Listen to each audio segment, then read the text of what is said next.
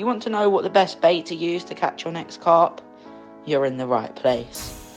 First up, we have Sweetcorn. Sweetcorn is a very popular option. It has nearly everything you need in a bait. Carp love the smell of Sweetcorn. It's got a perfect texture and will easily stay on your hook. Although it can be used on its own, you can also throw it in your spod mix to break up the pellets and boilies, or even to add colour to your pop-ups. There are various different food types that can be used as bait, like bread for example, but I find the Sweetcorn to be the easiest to use. A little tip for you: add a small amount of salt to the Sweetcorn and throw that into your PVA bags.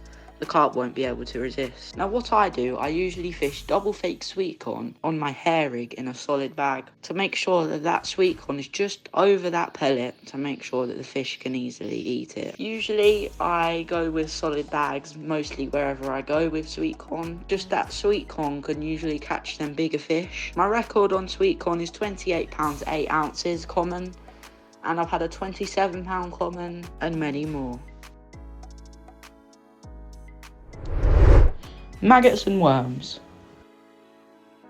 Maggots are a good bait to use, especially in the winter time when you're struggling to get a bite. They're always moving, so it'll be very attractive to most carp without going too crazy on them. Now what I do with my maggots is usually I put OG fish magic dust inside of them, and it sort of gives them that scent of OG fish with what I'm fishing with. So it sort of matches what I'm fishing with, as well as the fish will like it as well as they're moving. You know, maggots, you've got to top up maggots quite frequently, as sometimes, well most of the time, the maggots do tend to die off in the water. Sort of every couple of hours, 3 hours, I'd just top up a few spoms or throw some in.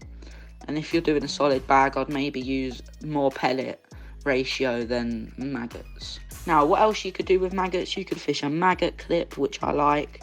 You could fish them on top of boilies, which I've done before on the channel. You can fish them on top of foam, on a zig rig, wafters, and things like that. Next up we have boilies. Boilies are one of the most popular options. There's so much to choose from. Boilies that float are called Popups, and the ones that don't spoil are called Shelf Life. In my opinion, Parker baits is the way to go here. What they do, instead of boiling them, they steam their boilies to lock in all of the flavour. Boilies can range from 6mm all the way up to 24mm. You need to make sure you're using the right sized boilie depending on the location, your rig and the size fish you're looking to catch. You could either fish boilies in your spod mix again, you could crush them up, you can buy kilos of crumb bags instead of doing it yourself, so it saves a lot of time. Put them on your hair rig, maybe put a little topper on it of Sweetcorn, maybe use a little snowman and things like that. Wafters is a bit different, as it's sort of in the middle of a boilie and a pop-up. A wafter just sits above your hook, so it's not really a pop-up and it's not a bottom bait. Now wafters don't have much buoyancy as pop-ups, which means that sometimes if you want that hook to just lift up a bit, you're gonna have to use a pop-up. With wafters, I also do fish them in a solid bag. I use OG Fish Match the Hatch wafters. I love them to bits. They absolutely smash everywhere. My mate Sean the chef showed me a little tip.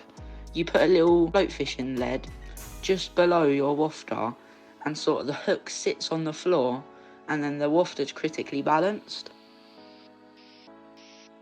Next up we have pellets.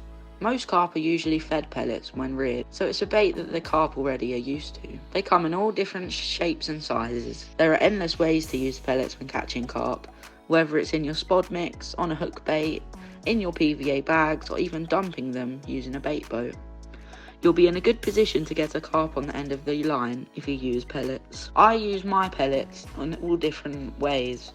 Sometimes I throw them in a couple of handfuls over my margin spot, or even put them in the baiting spoon when I was at Ashlands, but I tend to use them most of the time in my solid PVA bags, and that is where I fish everywhere I go because I'm so confident in that. Solid bags have caught me, you know, 30s now. My PB 34.8, which was a chunk, but yeah, what a fish that was. All of my big fish have been caught on solid bags, so that's a big tip.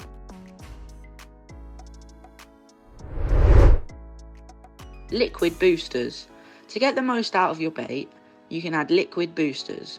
These are used to give your bait more colour and a lot more flavour. If you're using them in your PVA bags, and make sure that they are PVA friendly.